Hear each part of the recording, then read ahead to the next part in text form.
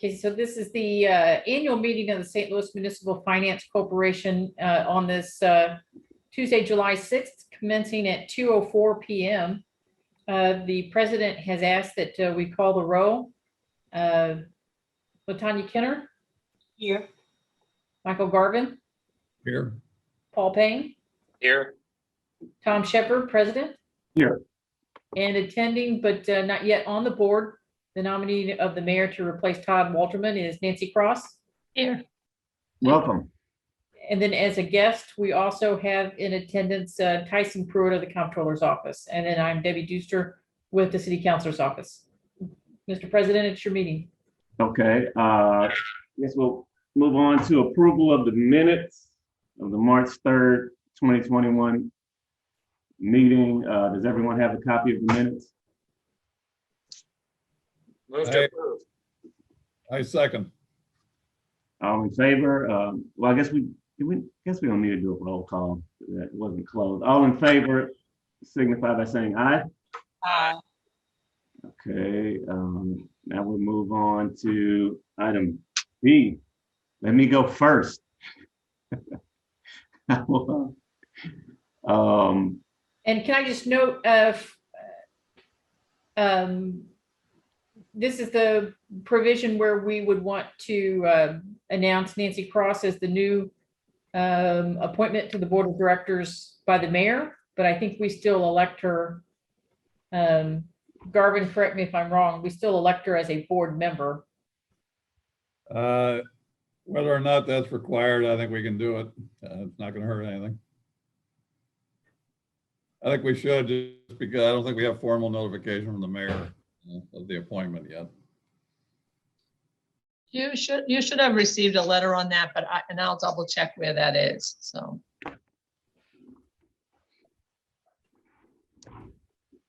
So Deb, the motion would be to confirm the appointment as a board member. Yes, sir. Okay. I move to confirm the appointment of Nancy Cross as a board member of the Municipal Finance Corporation. Second. Was that LaTaunia? Yes. Motion's made and properly seconded. There's been a motion and a second. All those in favor signify by saying aye. Aye. Aye. Opposed? Motion carries. Now we'll go to item C on the agenda. Please, a nominee for president. That's not me. I thought Tom has a year to go. Just to review I thought it quickly, was 2 years. Is it 3? it's 3. Okay. So on the slate of officers, Tom Shepard's president, you were elected in 2019, which gives you 1 remaining year. Okay. LaTaunia was elected in 2020, which gives her 2 remaining years. With this election, the slate being for different offices, Nancy Cross, Paul Payne, and Garvin, it would be, we'll have to stagger those elections. And so presumably Nancy as a new member may be supported by the board on your motion as a 3-year term, but then Garvin and Paul Payne, we need to make one of them 3 and one of them a 2 so that the terms are all staggered again. Unless, as the president has mentioned, he may want to have alternate nominations. Could I ask a clarification question? What Paul and Mike Garvin new to this board, or have they been on the board before? Like, what's their term currently? So they are holdovers. We believe that the prior election of Garvin was 2014. And I think Paul was, some of our minutes, I believe, was 2015. They should have been brought back in 2018. And of course, we should have had a set of elections other than LaTaunia in 2020, but that did not occur. And you didn't have any in 2019 either, except for Tom. That's correct, just Tom. Yeah, I think Todd Walterman became the I didn't Well, I have, think that was just by seniority of being on the board, he became like the vice president, first vice president during the same year, but. I get confused between being members of the board versus being elected officers. Those are two separate actions. Is that correct? That's right. Okay. And there are two vice presidents, and it's been based on seniority. Seniority for their term on the board. Yeah.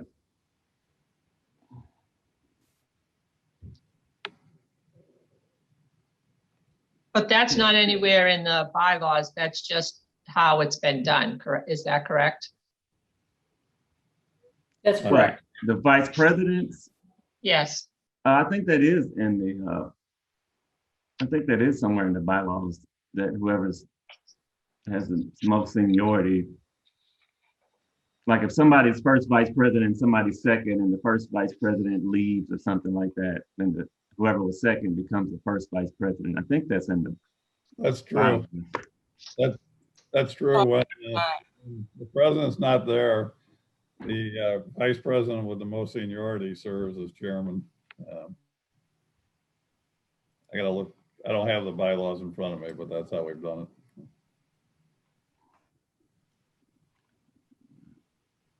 I do, and it's silent on that, but maybe it's in a different area.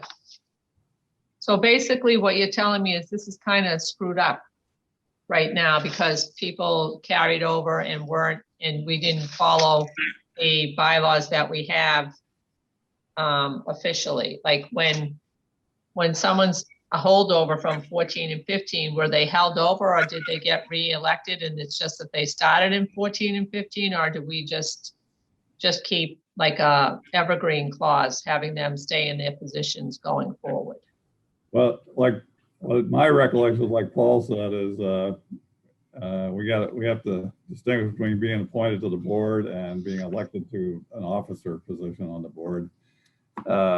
Like when Deb Deuster said I was appointed to the board in 2014, we know I was probably appointed before that sometime, but there's been new city councilors multiple times during that period who may have reappointed me. And I know I've been elected secretary a couple times. I don't know that we've dug up the minutes that reflect that. So it's not, you know, people serve on the board till they're replaced. So I don't think there's any screw up in that sense. Okay. And also I did look at the bylaws quickly. It does, section 25 says the vice presidents will act in the order of their seniority. Yep. Right, but it doesn't say which one is which. It just refers to vice presidents. So I guess it's just understood that the first vice president would have the most seniority and the second vice president would have the second most seniority on the board in order to get those positions. Is that what you're saying? Well, I guess, I think the vice president with the most seniority is the first vice president. Okay. And then just by virtue of their seniority, and then same's true for the second vice president. Yeah, but I think that's in the bylaws. It says it. Yeah, I'm reading like explicitly, I think. I'm reading it. Section 25 of the bylaws says that. Yeah. Says the vice presidents in order of seniority shall, in the absence of the president, perform the duties of the president. So in order of seniority, that's what we call first vice president. Okay. The title isn't but the process is in them. Okay. So then do we know who's are the most senior people, Paul and Mike at this point, and then Tom? Well, in the vice president category, Todd Walterman was the most senior vice president, but he's no longer on the board now. I think LaTaunia, were you the other vice president? Yes, I was second vice president. All right, so we'll need to elect a new vice president in Todd's absence. That person will be the second. And LaTaunia will be the most senior, so she'll be the first vice president. Neither Paul nor I were vice president. Right. Paul was treasurer and I was secretary, which had no seniority element to it. Paul being treasurer makes perfect sense. If I don't have to get involved in that discussion, yeah, that makes Right, fine with that. okay.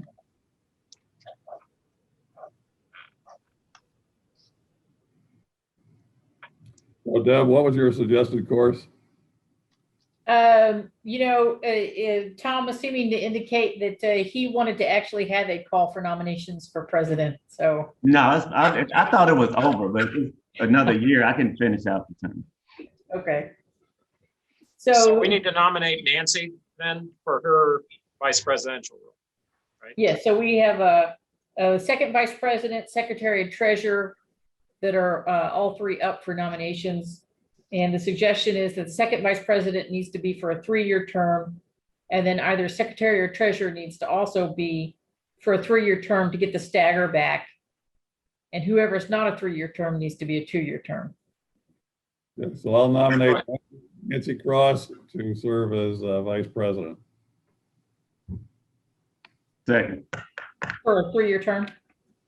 For a 3-year term, correct. And who was the second? Tom? I'd like to say thank you, but I'm not sure yet if this is that kind of a job, so. And Tom, I know you better than the others, so just remember, I know you better than the others. So you have a motion and a second for Nancy Cross for second vice president for a 3-year term.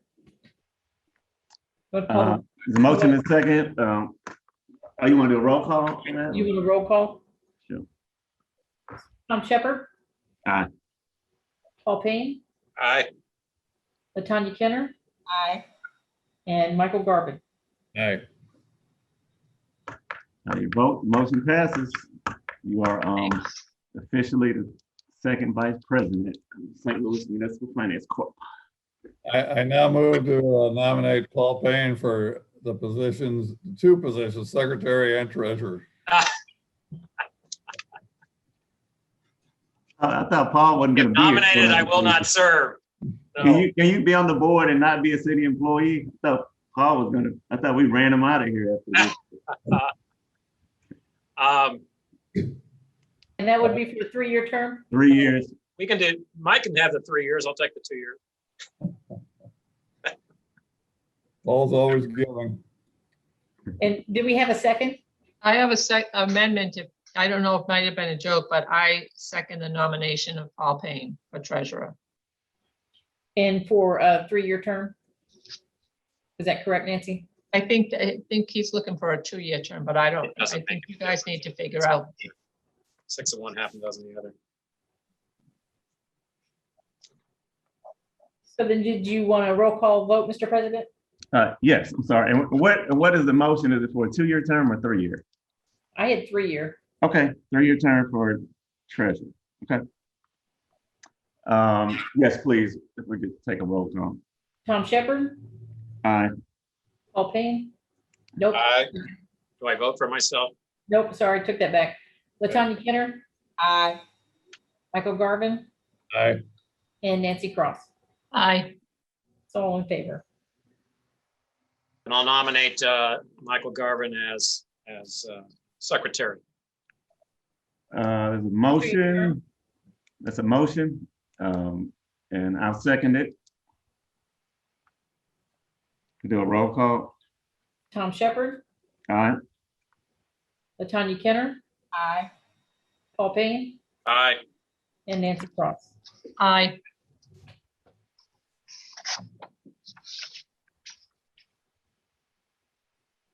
Okay, by your vote, sorry, by your vote, the motion passes. So that was item. Really, we did C and Or we D. still, huh? We did C and D together. But that was C and D. Okay. Tom, Yes. before you move forward, I would like to move that we open nominations for the position of president, or how would we move forward if we can't open positions for president? What would be your recommendation? You're making a motion to open an election for the president spot. Yes.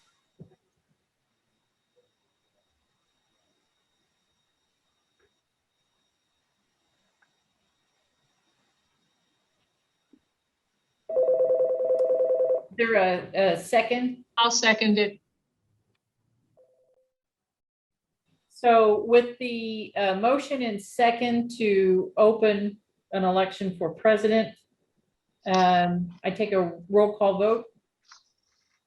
Could I, a discussion for a Or minute? it's open for discussion? So is this, again, I just want to be clear.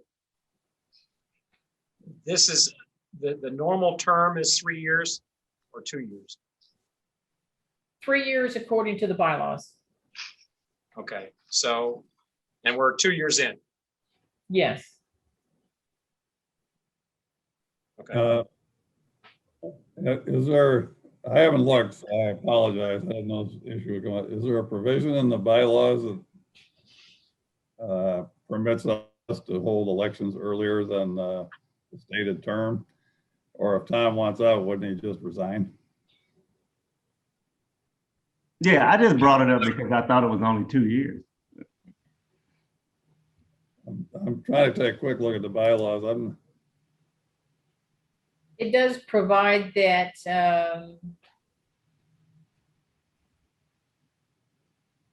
officer appointed by the board is qualified to perform his or her duties and may be removed at any time by affirmative vote of a majority of the whole of the board of directors whenever it's in the judgment of the board is in the best interests of the corporation.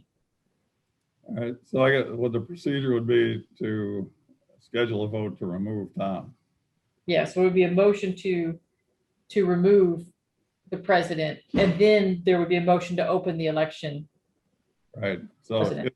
if the motion to remove is successful, then there'd be an election to elect the replacement. Yes. Mhm. I guess that would have to be the motion would have to contemplate the 2 steps. Okay. So I would like to make the motion to remove Tom Shepard from the office of president.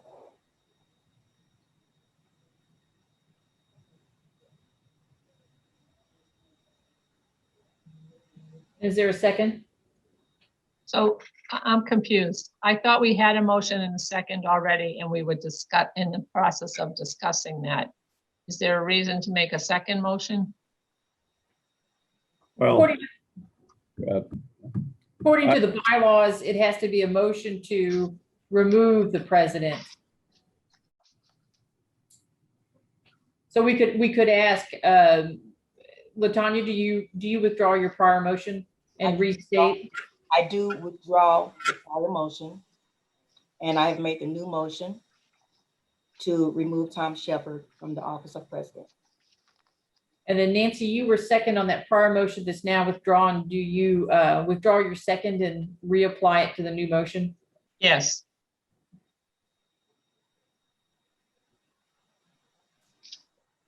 Now, is there any discussion on the motion that's to remove Tom Shepard as president? I would like to make a statement that it is in the best interest of the city to remove Tom Shepard at this time.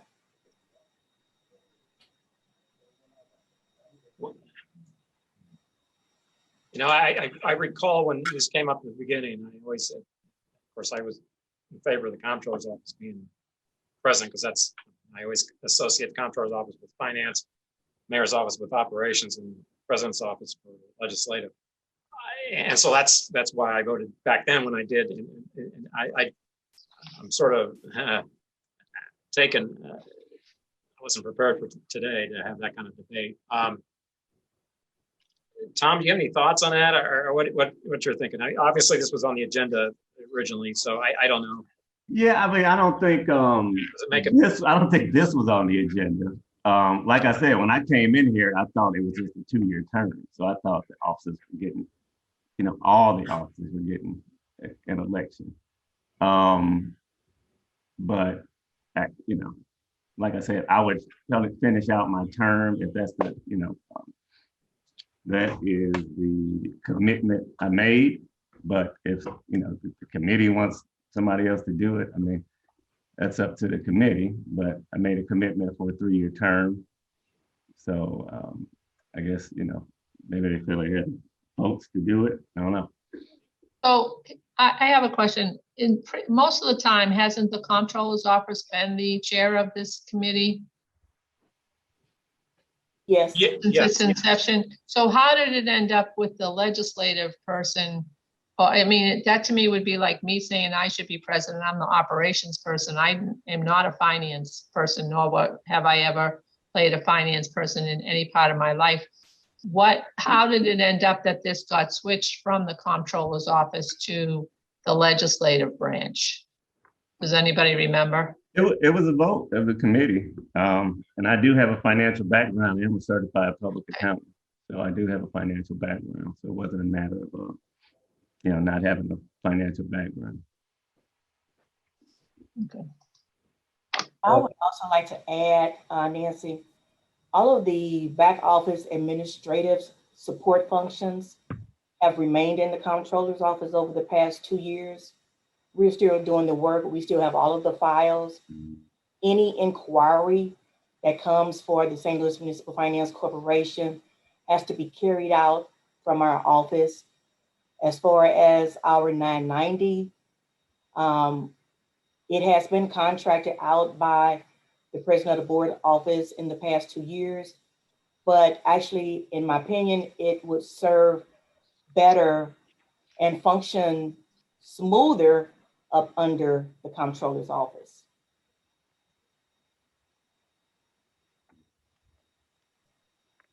And also, I do believe the contract amount and budget items are still coming from the Comptroller's budget. I think they got moved to citywide accounts. I believe Dale says she was doing that. Dale Fitzsimmons in your office. This year? With her. This year? Mm-hmm. Okay.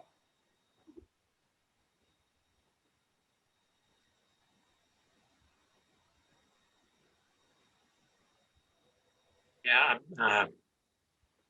I'm again, I remember when this came up the last time, I was not in favor of the transition, but I do want to allow that process to work out to whoever the terms were of the proper terms. So I'll leave that one up to Tom. That's, again, I'm so torn on this one.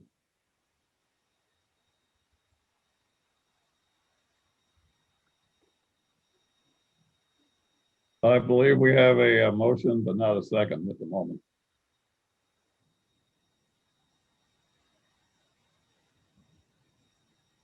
So I seconded the motion, but then because I wanted to have some discussion on that. So the motion has been made and seconded. I'm just part of me it's my first meeting to understand how we ended up at this point and why I would follow Paul on this and I'm not speaking for you as far as a vote, Paul, but just that why the finance isn't under the Comptroller is odd to me. And I just keep going back to the bylaws, trying to figure out how that happened. But Tom just said that it was just a vote of the people that were on the committee at that time. Yeah, and it was odd to me at the time. And again, I didn't support it at the time because I thought the traditional roles. But I also know that we've got these terms that are set, and it bothers me a little bit that we want to intervene at that time when we haven't fulfilled terms or such. So I don't want to get into that practice because that makes it a little bit more drama than we need in between meetings. Is your motion to have a vote on your motion today? I do think there's an issue with it not being on the agenda for sunshine law purposes, but I took it to mean that you wanted to have you were moving to schedule it for the next future meeting. But I may be wrong about that, so. You saying I wanted to move it for another meeting? Yeah, are you intending to have a vote to remove Tom today? My understanding is we were calling for election of officers by office. His term was not up though, so he wasn't up for election today. based on that information, Mike, I would like to call for the vote today because when I look back at the operations of the St. Louis Municipal Finance Corporation, I have actually went through probably file after file, and this function has been under the Comptroller's office for the past 30 years or more. And I do believe in 2019, when the position was taken away from Comptroller Green and the Comptroller's office and voted by the board at that time to give to Tom Shepard, designee of the president of the board.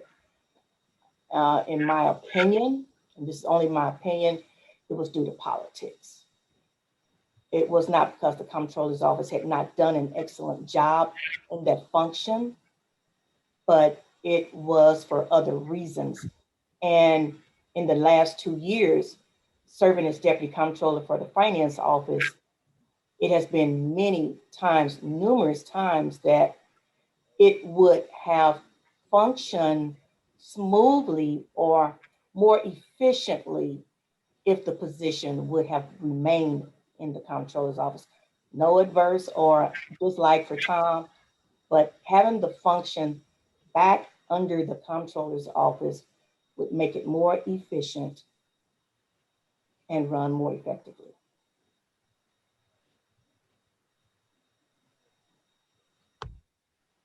When we are working with these bond financings, when we are working with transactions and there are documents that need to be signed, if there are documents that need to be signed and notarized by you, Mike, it is more timely with those documents in our office, getting them approved and back to the necessary parties. And Tom, I'm not saying you haven't done a great job, but more efficiently, even working with the 990 and get our 990 filed by our CPA, it would have been more timely if it still would have been under the Comptroller's office. Yeah, actually, I agree with you, and part of that, LaTaunia, is that I believe that should be part of the Comptroller's office. What I'm hesitant about is within the term hasn't expired, and I'd rather have that go through. So that's where my hesitancy is, because obviously I was in favor of the Comptroller's office retaining it at the time. But so that's where I'm sort of thinking we just let the term play out, whatever Tom's intentions are on that in that regard. But that's sort of where I'm struggling.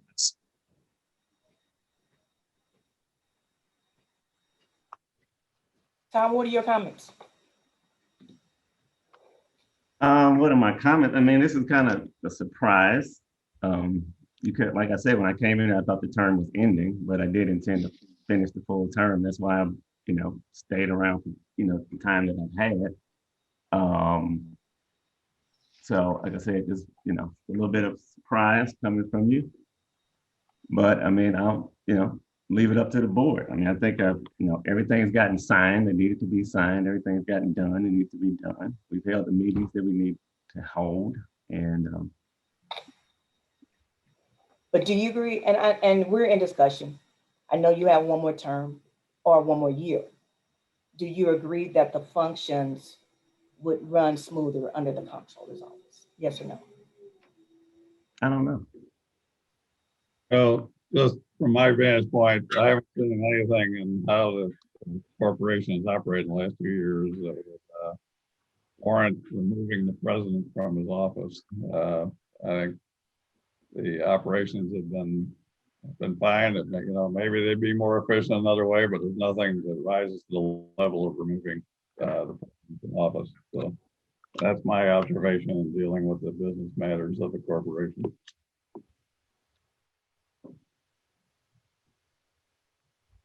Any further discussion? Okay, we've got a motion in a second. Roll call vote. So LaTaunia Kenner, Aye. Nancy Cross, Aye. Paul Payne,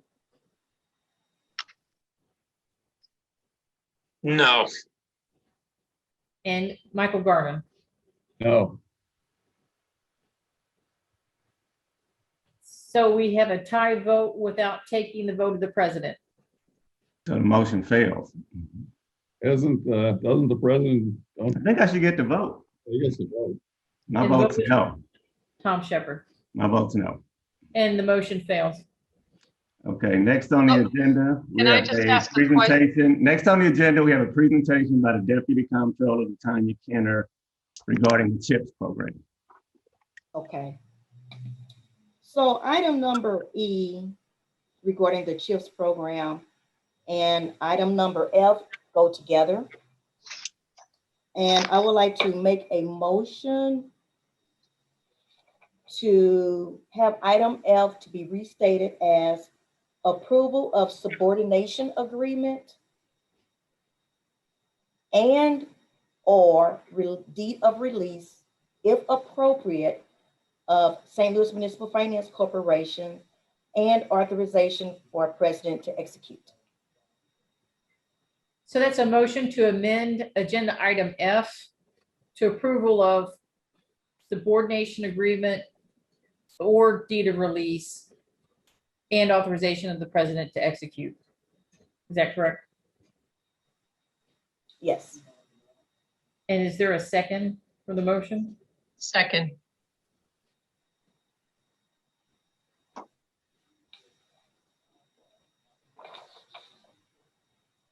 Mr. President, did you want that by a voice vote or? We can do a voice vote. Yeah, could All we, those in favor, signify by saying aye. could we have a discussion a bit? So explain again, LaTaunia, I know this is the CHIPS program issue. Yes. The motion was just to change the agenda item, right? Not to approve. Oh, I see. We're just changing. The agenda item doesn't match what's actually being. Oh, okay. I get it. Okay. So there's been a motion and a second. All those in favor signify by saying aye. Aye. Aye. No, Motion passes. You can continue, Ms. Kenner. Okay. We have a homeowner that is interested in refinancing the loan under the City Homeowners Incentive Program, which is considered the CHIPS program. This program was originated back in early 2000, and it was for homeowners to, specifically middle-class homeowners, to purchase homes in the city of St. Louis. The program is over 20 years old and has ended, but there are a few remaining homeowners that are on a list. And at this present time, I'm trying to obtain additional information on balances for these homeowners that are on the list with PNC Bank. So at this time, I do not have all of the balances. And this particular homeowner is interested in refinancing. So until we have further information, if the homeowner wants to continue the refinancing, I would like to get approval from the board to request subordination. At the time, I received proper information of a past due amount or amount that is owed from the homeowner, and that homeowner wishes to settle that past due amount, pays the amount in full, then we would release the lien from the homeowner's property. So there are two things going on. If the information is not received, we would continue with a subordination. If the homeowner agrees and pays the amount in full, which would be just revenue to the city, then we would approve the release of the lien.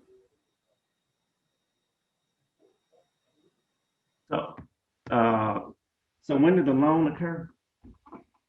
Back in 2000.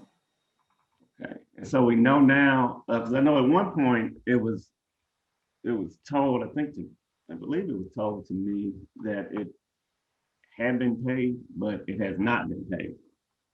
It is not a forgivable loan. And there is a past due amount, but the amount or the full amount has not been determined at this time. Okay, so why don't we know the full amount? Waiting on confirmation from PNC Bank. Okay, LaTaunia, you're asking for authorization to release the lien if the full amount is paid off? Yes, if the amount is not paid in full, then in order for the homeowner to refinance the property, we would subordinate the loan. I think on the first part, I think we're obligated to release once the loan is paid off under state law. So I think it's really the second part you need from us, right? Correct. do we have a copy of the deed of release or anything? Yes, I sent that to you. Oh, at 12/17. Today, let's see.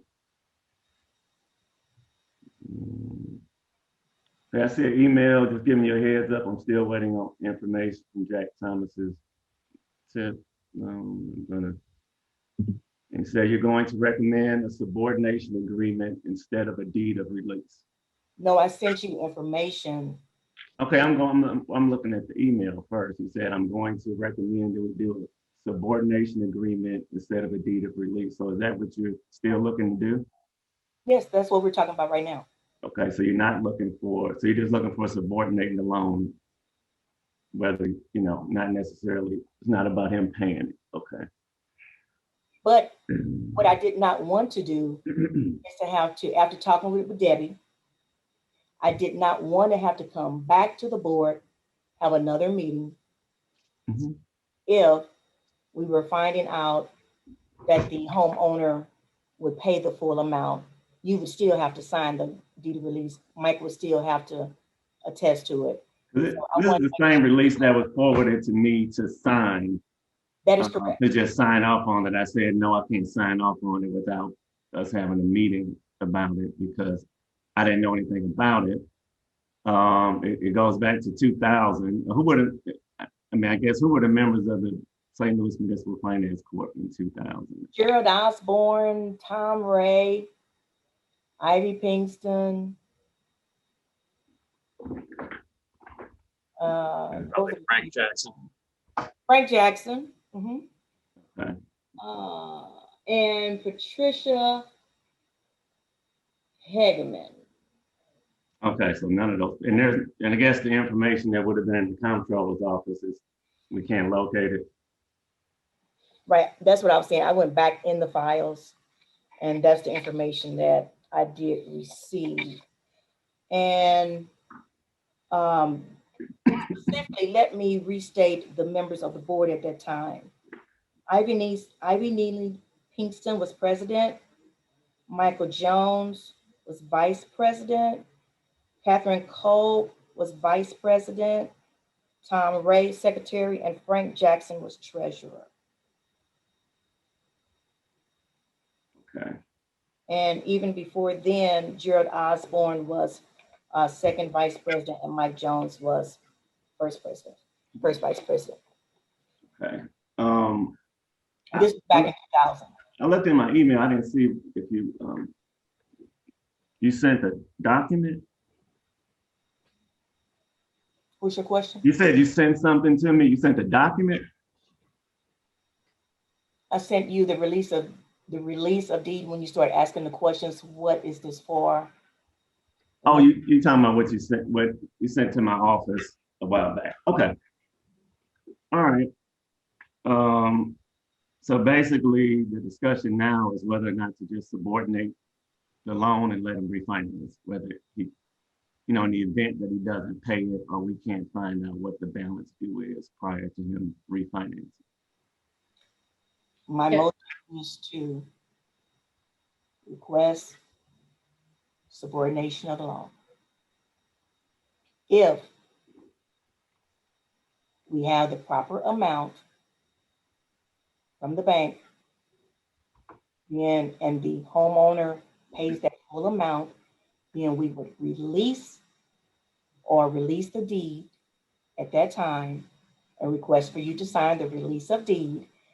If that doesn't take place, then we're going to do the subordination, and I would still also have to ask for your approval to subordinate the loan. So that's why I said, if applicable. Okay.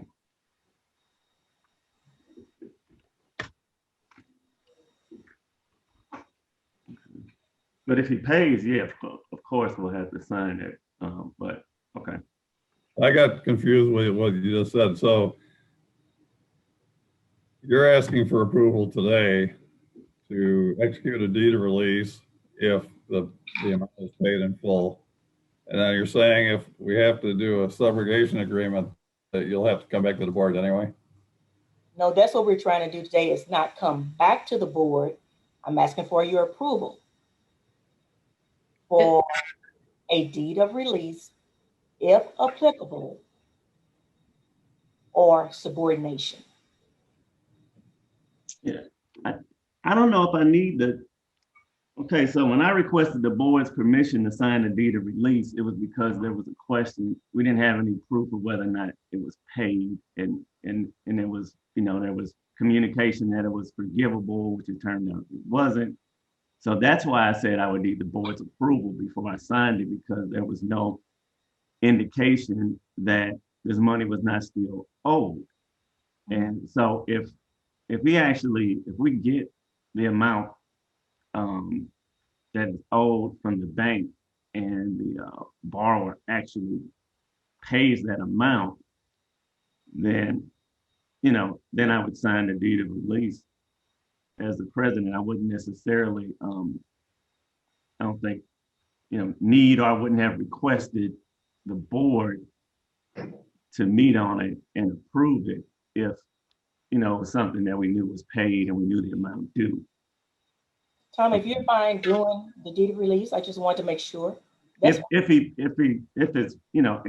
have actual record and documentation, this was the amount owed and it's been paid, then I don't think it would be an issue necessarily for the board. But I guess the issue of the subrogation would be something that the board would have to So if this vote on and approve. if this information is not obtained in time for this homeowner to refinance, then we will definitely need the subordination agreement, and we also need the St. Louis Municipal Finance Corporation's approval for the subordination.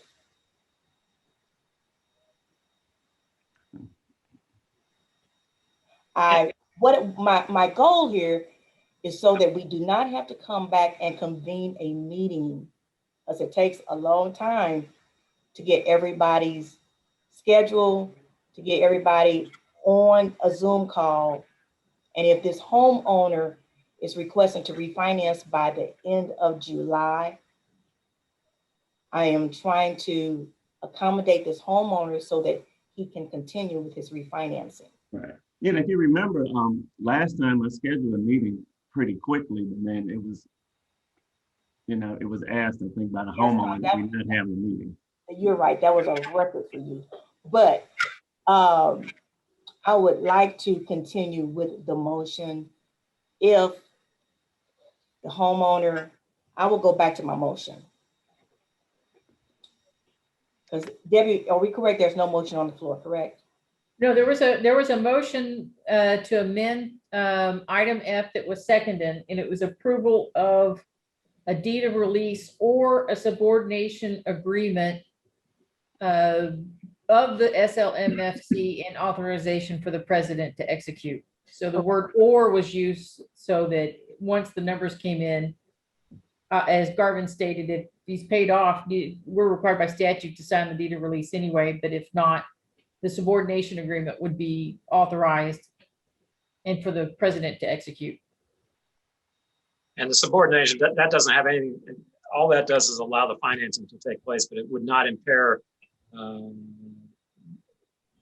the ability to collect on that outstanding note. It keeps us in the subordinate or the junior lien on the property, and the mortgage lender will remain whoever he refinances with, because Of course, once they go to re-record under the new mortgage, that second of a delay in Missouri's a recording state, so that second of a delay would make our lien primary if we don't subordinate and remain in a junior position. Tanya, how much money are we talking about? Just a ballpark number? Yes. Based on the information that I have from 2017, we're looking at about $5,800. That's from 2017.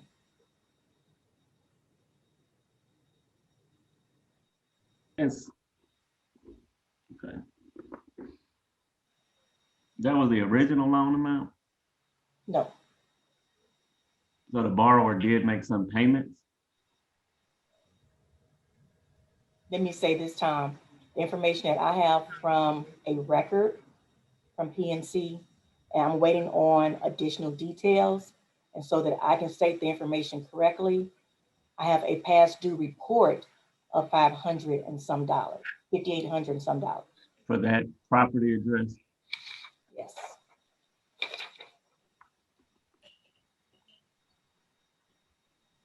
I have a payoff amount of $5,871.14 as a payoff amount as of March 15th, 2017. So with it being 4 years later, I have contacted the bank to make sure that there are no additional penalties, interest, or any amounts that we need to add to this amount. And I have not received the information as of this date. So if the homeowner wants to refinance by the end of July, and I do not have this information available, I still want to be able to allow the homeowner to refinance. That's why we would subordinate the agreement. Okay, is that a report you can share with the committee right now, with the corporation? Sure. Just so we kind of know what else is out there and just in case something else comes up.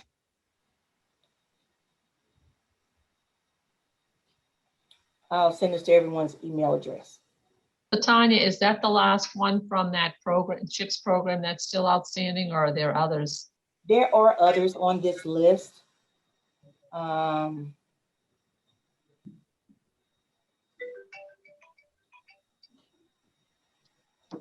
There are additional 16 plus the homeowner, which is requesting to refinance, so a population of 17.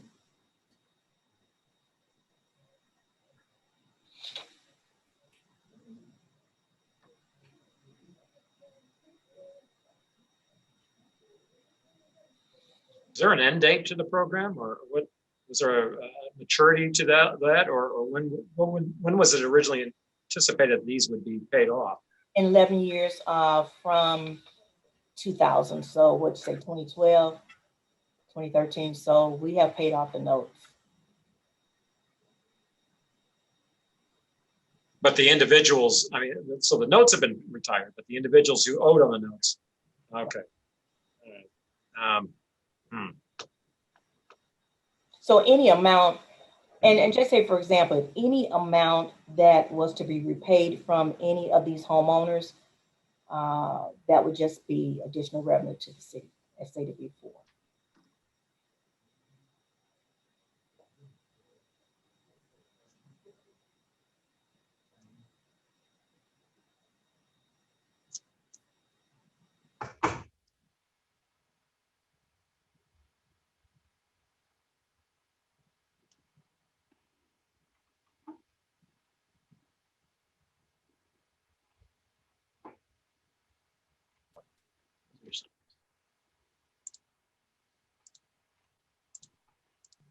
Well, LaTaunia, a subordination agreement, if it's authorized today, that would go through the city councilor's office. They would review it. Yes. Yeah, again, I don't want to hold up progress here, but yeah, are we waiting for a second, or where are we on the discussion? So you have item F has been amended, so you would need a motion to approve item F as amended. So moved. Sorry, so moved. Is there a second? Yeah, I'll second. Any discussion on the motion? Now let's before us. No discussion? Okay, I'll take a roll call vote. Tom Shepherd. Aye. Nancy Cross, Aye. Paul Payne, Aye. LaTaunia Kenner, Aye. and Michael Garvin. Aye.